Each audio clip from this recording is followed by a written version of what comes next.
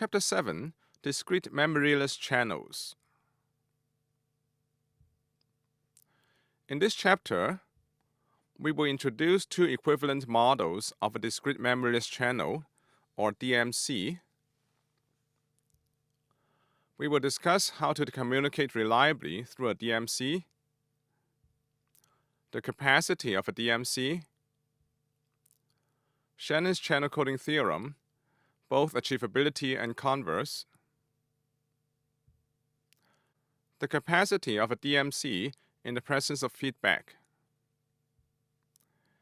and finally, the separation theorem for source coding and channel coding. We start with an informal discussion. First, let us take a look at the binary symmetric channel, or BSC. The BSC is the simplest channel model with input alphabet X equals 0, 1 and output alphabet Y equals 0, 1. The parameter specifying the BSC, epsilon, is called the crossover probability. The idea is that if we input a 0 to the channel, then with probability 1 minus epsilon, we receive 0, and we call this a correct reception.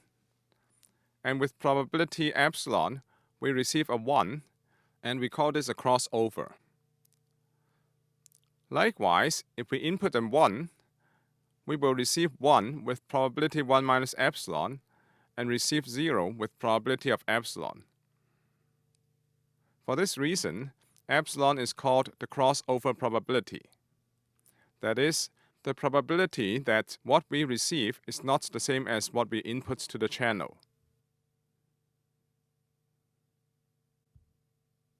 Let us now take a look at a very simple code.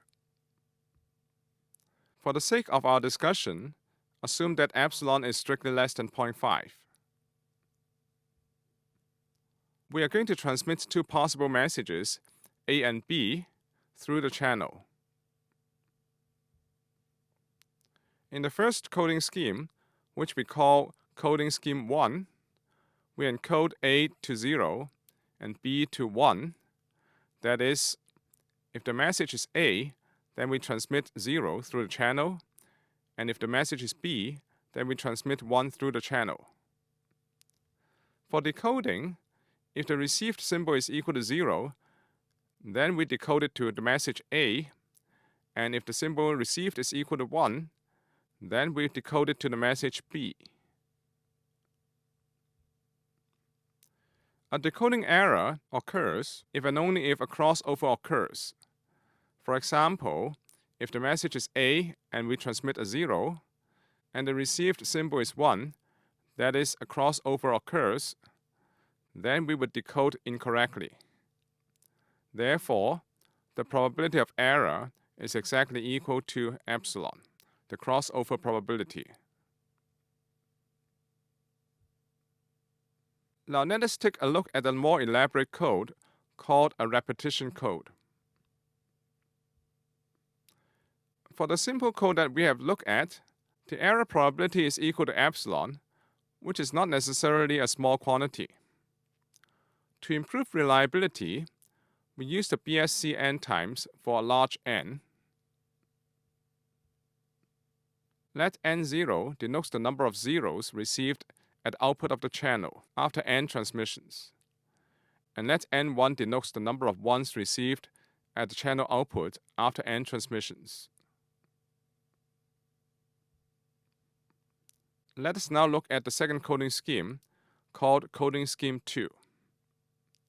In this coding scheme, the message A is encoded to a sequence of n zeros, and the message B is encoded to a sequence of n ones.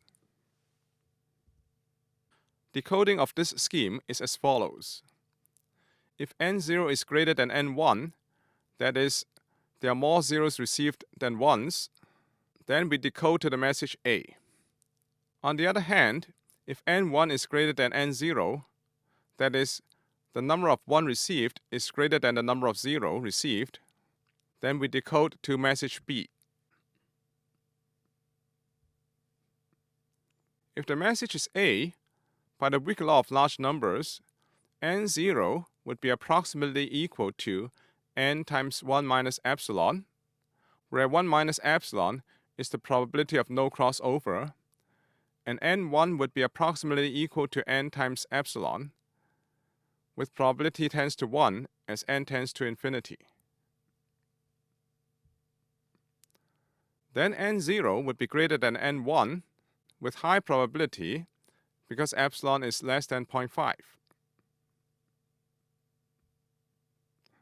Therefore, coding scheme 2 would decode correctly with probability tends to 1 if the message is A, and similarly if the message is B. However, the coding rate of this code, which is equal to 1 over n times log 2, because we use the channel n times to complete the transmission, would tend to 0 as n tends to infinity. In other words, the amount of information that can be transmitted per use of the channel would tend to 0 as n tends to infinity. Therefore, with coding scheme 2, while we can make the scheme more and more reliable by using a larger and larger n, the coding rate would become smaller and smaller and approach 0. In section 7.1, we define the discrete memoryless channel and its capacity.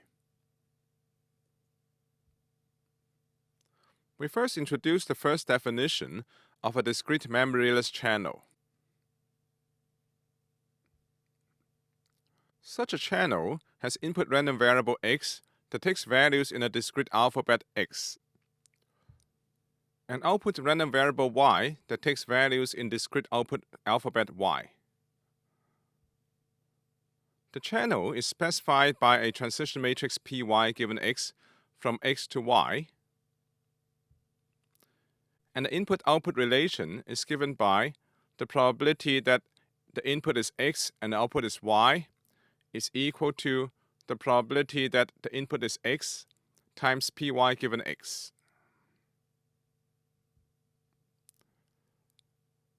A BSC with crossover probability is a special case of a discrete channel, with transition matrix Py given x such that the diagonal elements are equal to 1 minus epsilon and the off-diagonal elements are equal to epsilon.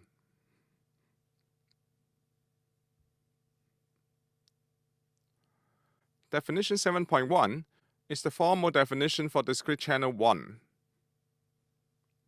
Let x and y be discrete alphabets, and Py given x be a transition matrix from x to y.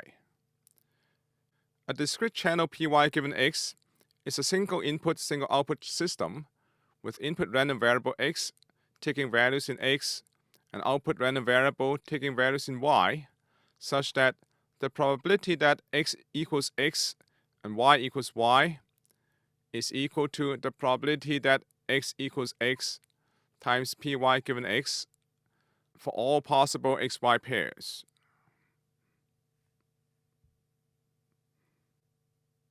We now introduce the next definition for a discrete channel, which we call discrete channel 2.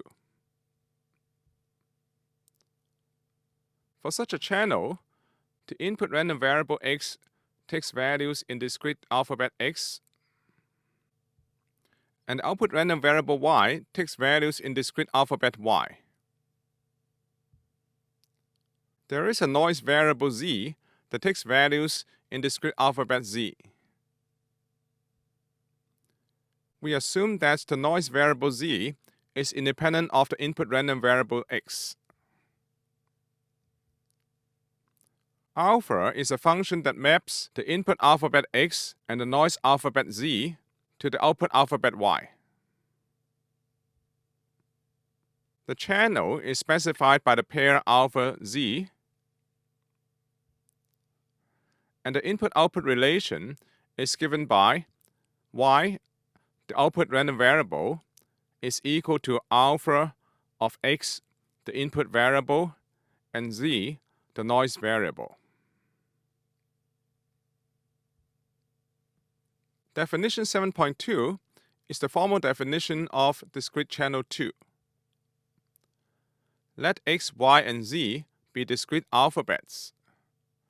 Let alpha maps x times z to y, and z be a random variable taking values in z called the noise variable. A discrete channel alpha z is a single input, single output systems with input alphabet x and output alphabet y. For any input random variable x, the noise variable z is independent of x, and the output random variable y is given by y equals alpha of x and z.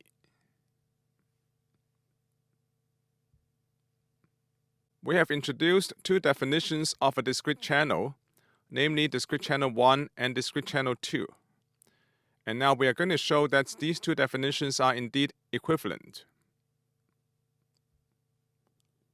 First, if a channel can be modeled as a discrete channel 2, then it can also be modeled as a discrete channel 1. And this is obvious because, given a discrete channel 2 specified by alpha and z, we can simply compute the transition matrix Py given x, and that would be a discrete channel 1, which is equivalent to the given discrete channel 2. We now show that a discrete channel 1 can also be modeled as a discrete channel 2.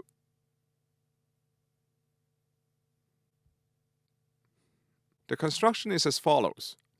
First, for every input symbol small x, define z sub x with the alphabet zx equals y, the output alphabet, such that the probability that z sub x is equal to y is equal to py given x, where py given x is the transition probability of the given discrete channel 1. Assume that the variables z sub x for all x are mutually independent and also independent of the input variable x. Now define the noise variable z as the collection of all zx where x is an input symbol. Let the output variable y be z sub x if the input x is equal to small x. In other words, the output chooses z sub x if the input is x.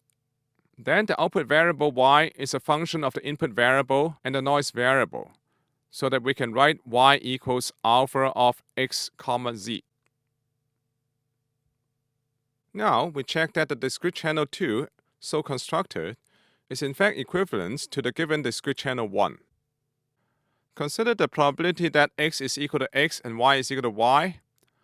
This is equal to the probability that x is equal to x times the probability that y is equal to y given x is equal to x. Now given that the input variable is small x, the output variable y is equal to z sub x. So this is equal to the probability that x is equal to x times the probability that z sub x is equal to y given x is equal to x. Because we assume that z sub x is independent of the input variable x, we can drop the conditioning on x equals x.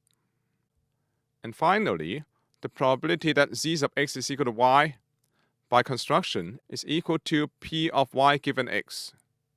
And so we see that the discrete channel 2 that we have constructed is indeed the discrete channel 1 specified by the transition matrix Py given x. Definition 7.3 is about the equivalence of two discrete channels, one specified as a discrete channel 1 and the other one specified by a discrete channel 2. It says that two discrete channels Py given x and alpha z defined on the same input alphabet x and output alphabet y are equivalent if the probability alpha of input small x and noise variable z is equal to an output symbol y is equal to p of y given x for all x and y.